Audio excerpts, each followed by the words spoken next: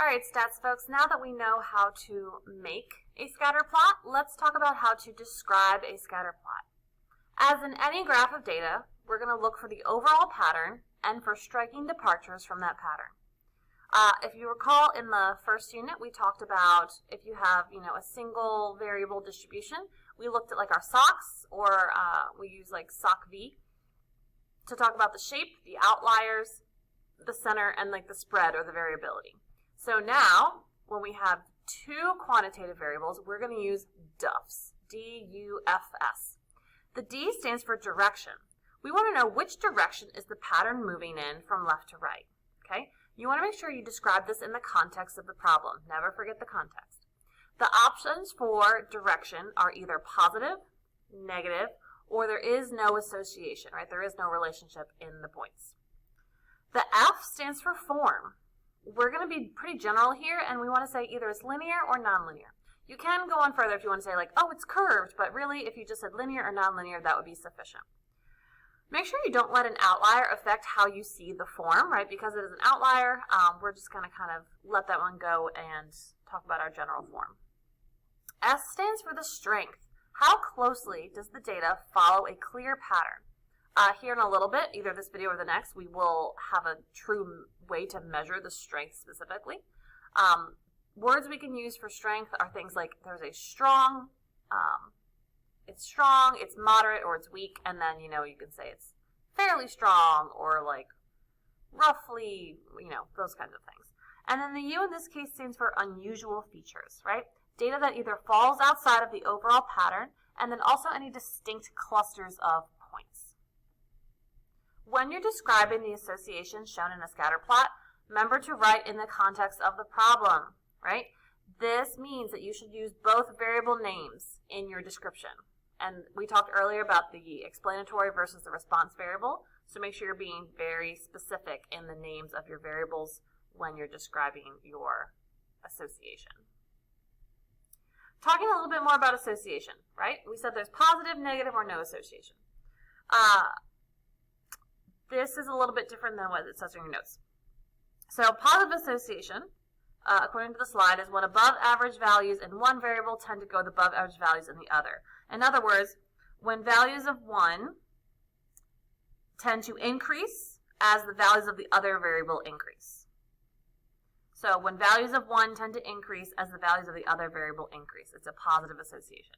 Negative association, when above average values in one variable tend to go with below average values in the other. So, as far as your notes, when values of one tend to increase as the other values of the variable decrease, right? Or vice versa. And then no associations happens if knowing the value of one variable does not help us predict the value of the other variable. The biggest thing to know is that association does not imply causation. If there is an association, that doesn't mean that one caused the other. So for example, we know that there's an association between increased ice cream sales and the increased home robberies. Does this mean that ice cream makes people rob or vice versa? No, there's probably something else underlying there. The only way you can truly establish if one thing causes another is if the data was gathered through an experiment, right? If you're simply collecting data like in an observational way, you cannot say that causality exists, right? You can say there's a relationship, an association, but not a causation, right? That's one of the biggest things that people often jump to that conclusion incorrectly. Some examples of association, right? We have three different graphs here. This top left one would be an example of a positive association.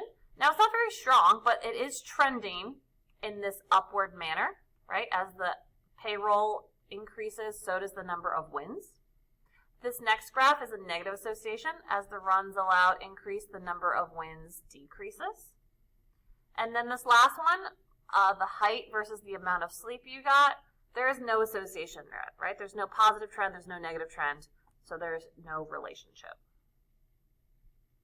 Let's do an example. We want to describe the relationship between body weight and backpack weight for this group of hikers. So this is the scatter plot that we made earlier.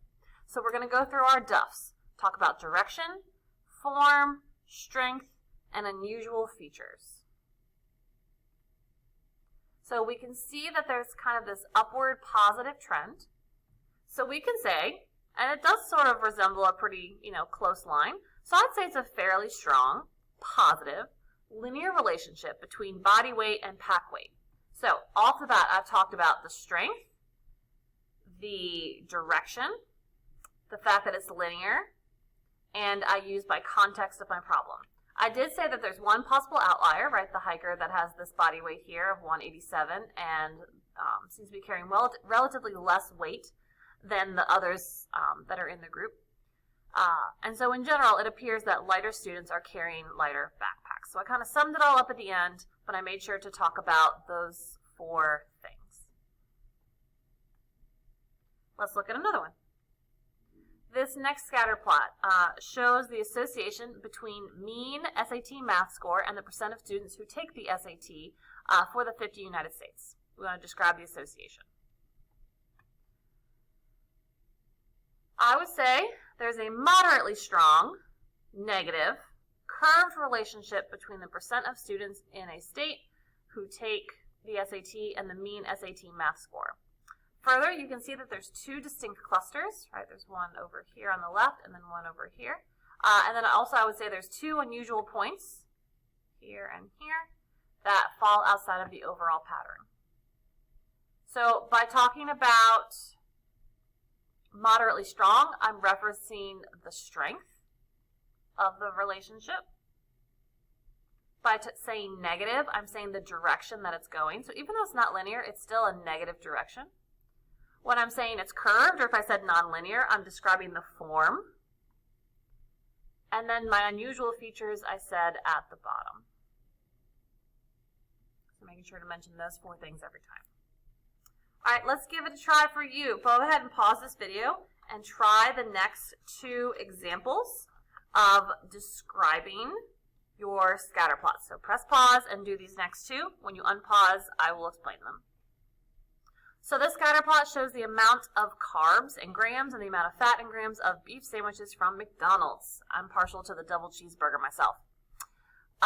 Let's go through and see what we say. So I'd say there's a positive association, right? It seems that hamburgers with more carbs tend to have more fat. I'd say there's a fairly strong linear relationship. And in my humble opinion, I don't think that there are any obvious outliers. If you agree or disagree, let me know in class. The next one, the scatter plot shows the length of a putt of a professional golfer in feet and the percentage of successful putts. So I'd say there's a strong, right, negative, non-linear, you could also say curved, either relationship or association between length of a putt of a professional golfer and the percentage of successful putts. I wouldn't say that there's any potential outliers here. Notice how I'm not using the word correlation. In our next video, we're going to talk about correlation. Correlation means something very specific. Correlation is a number, whereas relationship or association is talking about how they relate to one another. So make sure we're not saying there's a strong correlation unless you're actually using that value. So in our next video, I'm going to describe what correlation is, some rules about it, how do you calculate it, how do you interpret it, and how it can help us talk about the direction and the strength of our linear relationships.